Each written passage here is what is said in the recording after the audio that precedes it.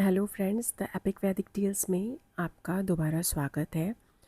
For some reason मैं बहुत time से वीडियोस नहीं डाल पा रही थी, बट आई डिसाइडेड कि I try to keep posting as consistently as I can.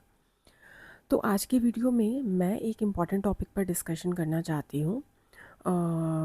मुझे बहुत सारी क्वेरीज आती हैं और उसमें मुझे ये फ़ील होता है कि बहुत सारे लोगों को एक कॉमन इशू फेस करने को मिल रहा है, that they are not in a very good emotional state, so they are distressed in life because of different situations. तो ऐसा नहीं है कि ये सिर्फ उन लोगों के साथ है जिनका करियर ख़राब है या जिनका मैरिज ख़राब है। बहुत सारे लोगों के लाइफ में चीज़ें ठीक चल रही होती हैं, फिर भी वो बहुत टेंस्ड होते हैं, वरीड होते हैं। तो उसका एक कॉमन फैक्टर है जो बहुत सारे चार्ट्स में मुझे देखने को मिलता है कि उनका मून जो है वो एफ्लिक्टेड है। तो आज मैं एफ्लिक्टेड मून या आपके मेंटल स्टेट के बारे में बात करूँगी इन दिस वीडियो, कि आप उसको किस तरह के कॉम्बिनेशन से देख सकते हो, फिज़िकल मैनिफेस्टेशंस क्या होते हैं जो आपको देखने को मिलते हैं, और उसकी क्या रेमेडीज़ हैं जो आप एक्चुअली प्रैक्टिस कर सकते हो। रेमेडीज़ में एज सच ट्रेडिशनल रेमेडीज़ नहीं देती हूँ। I will only tell about the things जो मैंने लोगों के अंदर देखा है कि चीज़ें उनके लिए थोड़ी बेटर हुई हैं, वो वर्क करती हैं। तो स्टार्ट करने के लिए मैं पहले आपको ये बताती हूँ कि कुछ कॉम्बिनेशंस बताती हूँ जहाँ पर आप देख सकते हो कि आपका मून एक्चुअली अफ्लिक्टेड है या नहीं है। तो देखिए, एफ्लिक्टेड मून के लिए आपको क्या देखना है। ऑब्वियसली आपको मून का प्लेसमेंट देखना है कि क्या प्लेसमेंट है और उस पर क्या एस्पेक्ट्स हैं, प्लानिटरी एस्पेक्ट्स या कंजंक्शंस। जो सबसे कॉमन फैक्टर आता है जब भी खराब मून देखना हो, सबसे इम्पॉर्टेंट, तो केतु। केतु आता है। और केतु का मतलब ये नहीं है कि मून केतु का कंजंक्शन ही हो। बहुत सारे लोग हैं जिनका मून केतु का कंजंक्शन है, but they are emotionally well balanced, क्योंकि उनका प्लेसमेंट अच्छा हो सकता है, उनके पास अच्छे कंजंक्शंस हो सकते हैं, अच्छे एस्पेक्ट हो सकते हैं। बट केतु इम्पॉर्टेंट क्यों होता है, क्योंकि अक्सर जो एफ्लिक्टेड कॉम्बिनेशंस हैं उसमें केतु कॉमन आपको देखने को मिलता है। मून 8th हाउस में जाता है, वीक हो जाता है। मून स्कॉर्पियो साइन में वीक हो जाता है, डेबिलिटेटेड है, ठीक है, बुरे रिजल्ट्स देता है। 8th house Ketu important planet है। जो 8th हाउस के जो आपको रिजल्ट्स देखने को मिलते हैं, अक्सर करके केतु के और स्कॉर्पियो के रिजल्ट्स बहुत सिमिलर होते हैं। स्कॉर्पियो जो साइन है उसके कोलॉर्ड भी केतु ही हैं। अक्सर करके जब मून स्कॉर्पियो साइन में जाता है या केतु रूल्ड नक्षत्र में जाता है, तो वो रिजल्ट्स अच्छे नहीं देता है। केतु रूल नक्षत्र आपके जो हैं वो कौन से हैं, वो हो गए आपके मघा और अश्विनी नक्षत्र और ये आपका मूल नक्षत्र, जिसमें कि मूल नक्षत्र में सबसे ज़्यादा डिफ़िकल्ट रिजल्ट्स आपको देखने को मिलते हैं अगर आपका चंद्रमा मूल नक्षत्र में चला जाता है, केतु के नक्षत्र में। जो 8th हाउस होता है उसमें जब चंद्रमा जाता है तो ऑब्वियसली बहुत वीक हो जाता है, अच्छा प्लेसमेंट नहीं है। बट वहाँ पर भी अगर मून जाकर स्कॉर्पियो साइन में प्लेस्ड हो जाए या केतु के साथ प्लेस्ड हो जाए, ठीक है, तो वो एक बैड अफ्लिक्शन है मून के लिए। मैंने बहुत सारे लोगों को देखा है जिनका मून 8th हाउस में जाकर वीक हो जाता है और मेलेफिक प्लैनेट्स के इन्फ्लुएंस में आ जाता है। ऐसे लोग इमोशनली बहुत वल्नरेबल होते हैं। 8th हाउस जो होता है वो आपके फियर्स, फोबियाज, आपकी लाइफ की जितनी डार्क चीज़ें हैं, हिडन चीज़ें हैं, ठीक है, और जो भी आपके एडिक्शंस हैं वो 8th हाउस से देखे जाते हैं। इसलिए जब मून 8th हाउस में जाता है तो वो बहुत सारे नेगेटिव फोर्सेस के इन्फ्लुएंस में आ जाता है। अब आप सोच कर देखिए, आपका माइंड कहाँ हैप्पी फील करेगा। मून एक्सॉल्टेड है टॉरस में, क्यों? क्योंकि वो साइन है रिसोर्सेस का। आपको मून को क्या करना है? मून का काम है सीधा साधा कि वो नेटिव को नरिशमेंट दे, सिक्योरिटी दे और अच्छा फील कराए इमोशनली और मेंटली, ठीक है। जो एक मदर का काम होता है। तो वो मून कैसे अच्छा करेगा? आपकी मदर आपको खुश कैसे रख पाएगी? अगर वो आपको खाना पीना, घर और सिक्योरिटी, बाहरी जितनी नेगेटिव फोर्सेस हैं उनसे प्रोटेक्ट कर पाएगी, तब वो आपको खुश रख पाएगी और तभी आप मदर के पास प्रोटेक्टेड फील करोगे, कंफर्टेबल फील करोगे। ठीक है। अब आपको आपके मून को जो है वो एक ऐसा हाउस या एक ऐसा साइन रूल करने को मिल जाता है जहाँ उसको रिसोर्सेज नहीं मिल रहे। उसके ऑपोजिट क्या है, सारे रिसोर्सेज आपके इन्वेस्ट हो जा रहे हैं। आपको डार्कनेस, सीक्रेट्स, एडिक्शंस, फोबियाज ये सब मिल जा रहा है। अब उनको लेके मून आपको कैसे सपोर्ट करेगा आपकी इमोशनल स्टेट को, है ना।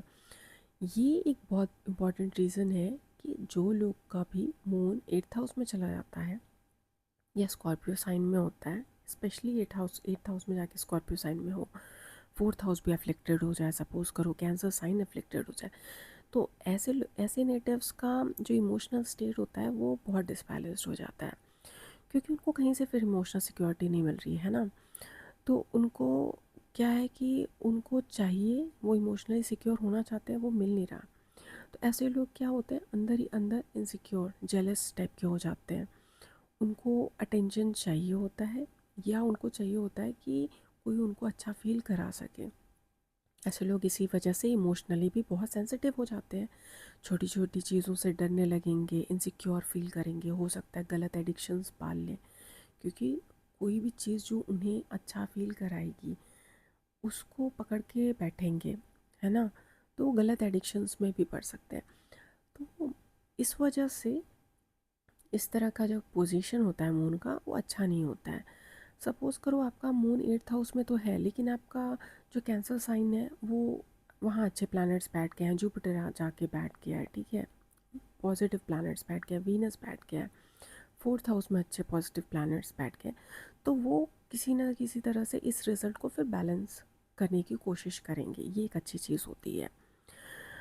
मून स्कॉर्पियो वाले लोगों को भी बहुत लोगों को देखा है जिनके लाइफ में प्रॉब्लम्स होती हैं इमोशनल लेवल पे, इमोशनल कोर डिस्टर्ब होता है, बट अगर उनके बाकी प्लैनेट्स या पोजीशंस बैलेंस हो रहे हों तो चीज़ें ठीक हो जाती हैं। मैं वर्स्ट के सिचुएशंस की बात कर रही हूँ, जब आपका हर तरफ से दरवाज़ा बंद होने लगे, ऐसे लोगों का इमोशनल स्टेट सबसे ज़्यादा डिस्टर्ब हो जाता है। फिज़िकली ये मैनिफेस्टेशन जो आपके लाइफ में आता है वो आपको कैसे दिखेगा, मूड बहुत ज़्यादा ख़राब हो जाएगा। ऐसे लोगों को आप देखोगे इमोशनली बहुत इनसिक्योर नेचर के हैं, ठीक है। उनको मदर के साथ रिलेशनशिप आप देखोगे बहुत अफेक्ट हो जाता है। स्कॉर्पियो साइन में स्पेशली अगर है तो मदर से डिस्टेंस क्रिएट हो जाता है। 8th हाउस में जाके स्कॉर्पियो साइन में चला गया, केतु आस पास है। ऐसे लोगों को आप देखोगे कि मदर से ज़्यादा नहीं बन रही है, बहुत ज़्यादा डिस्टेंट हो गए हैं। मार्स एस्पेक्ट कर दे या मार्स प्रॉक्सिमिटी में हो, यानी 12th मून से 12th चला जाए, 2nd हाउस में चला जाए या साथ में जाके बैठ जाए, तो ऐसे केस में लड़ाई झगड़ा होना, मदर के साथ टेंशन्स बढ़ना, डिस्ट्रेस होना, वो एक तरह का मैनिफेस्टेशन है जो आपको इसका दिखेगा कि आप इमोशनली डिस्टर्ब हो। वो गुस्सा आप कहाँ उतार रहे हो, अपनी मदर पे, बिकॉज आपको वो इमोशनल सिक्योरिटी उनसे चाहिए। जब आपको वो चीज़ उनसे नहीं मिल पा रही है, एंड मैं ये नहीं कहूँगी यहाँ पे मदर के बारे में कि वो मदर सच में आपको इमोशनल सिक्योरिटी नहीं दे पा रही है, मैं उसकी बात नहीं कर रही हूँ। आपको वो कैसे आप उस चीज़ को परसीव कर रहे हो। सेम फैमिली में दो बच्चे होते हैं, दोनों का परसेप्शन कई बार अलग होता है अपने फिज़िकल स्टेट को लेके। इसलिए मैंने बोला मून बहुत इंपॉर्टेंट हो जाता है। मून कई बार आपका अच्छा है या ख़राब है उससे आपकी पूरी लाइफ चेंज हो जाती है, क्योंकि कई बार आपके पास फिज़िकल रिसोर्सेज होते हुए भी आप अच्छे पॉश सोसाइटी में रह रहे हो, बढ़िया कन्वीनियंस है, सब कुछ है, उसके बाद भी अगर इमोशनल लेवल पर आप ड्राई हो गए हो या इमोशनल लेवल पर आपको चीज़ें नहीं ठीक लग रही हैं, छोटी छोटी चीज़ें परेशान करती हैं, बहुत ज़्यादा सेंसिटिव हो, बहुत इनसिक्योर हो, तो आप उस चीज़ को एंजॉय नहीं कर पाते जो आपके पास है। और कई बार वो इंसान जिसके पास कम रिसोर्सेज होते हैं, इमोशनली बहुत सेटिस्फाइड होता है, वो आपसे ज़्यादा हैप्पी फील करता है। तो इसलिए आपके मून का बहुत इंपॉर्टेंट रोल हो जाता है आपकी लाइफ में।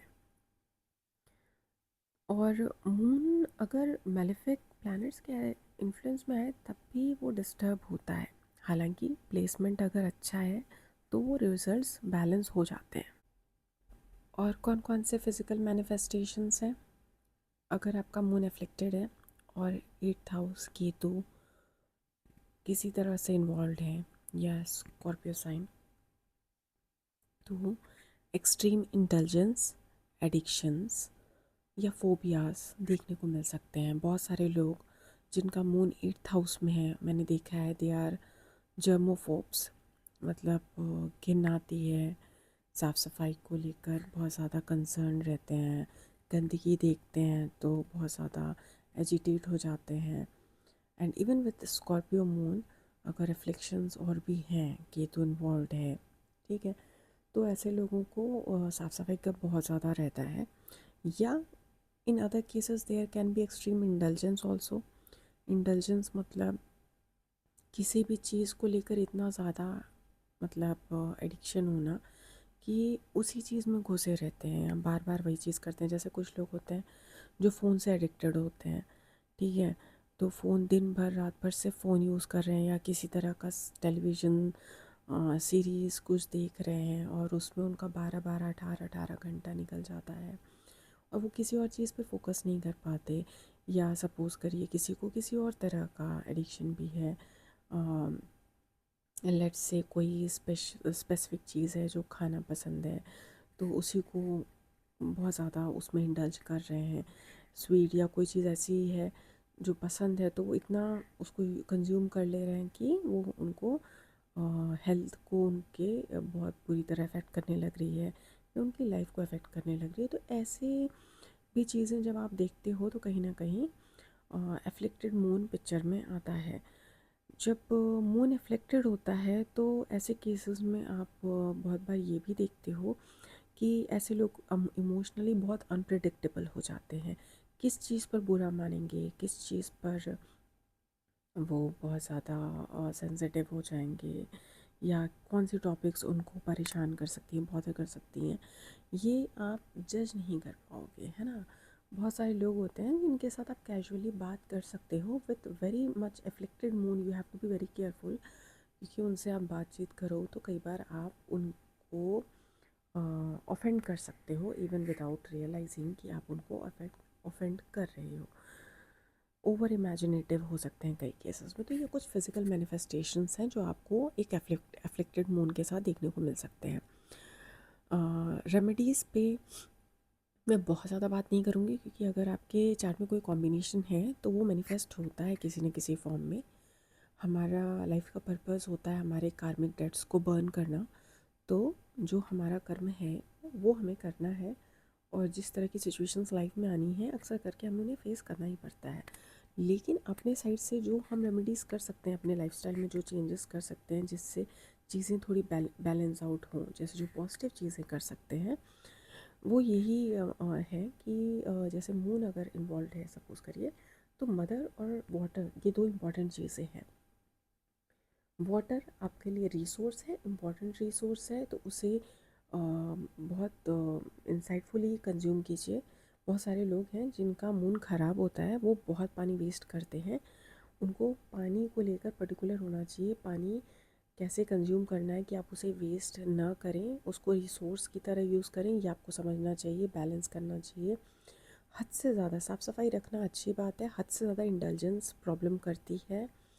मदर के साथ रिलेशन जितना हो सके बैलेंस करने की कोशिश करनी चाहिए क्योंकि एफ्लिक्टेड मून में बहुत ज़्यादा केसेस में देखा गया है कि मदर के साथ रिलेशनशिप बहुत ख़राब होता है। तो कहीं ना कहीं मदर से जब रिलेशन इम्प्रूव होता है तो भी आपको अच्छा फील होता है। मून ट्रैवलिंग को शो करता है। अगर आपको ट्रैवलिंग का मौका मिलता है then you can clear your head, लोगों से मिलना, बातचीत करना, अपने आप को एक्सपोज करना to positive surrounding, that helps. ये एक शॉर्ट वीडियो था मेरा मून के बारे में और मेंटल एंजाइटी के बारे में। अपने पर्सनल एक्सपीरियंसेस को आप कमेंट सेक्शन में ज़रूर पोस्ट करिएगा। Thank you.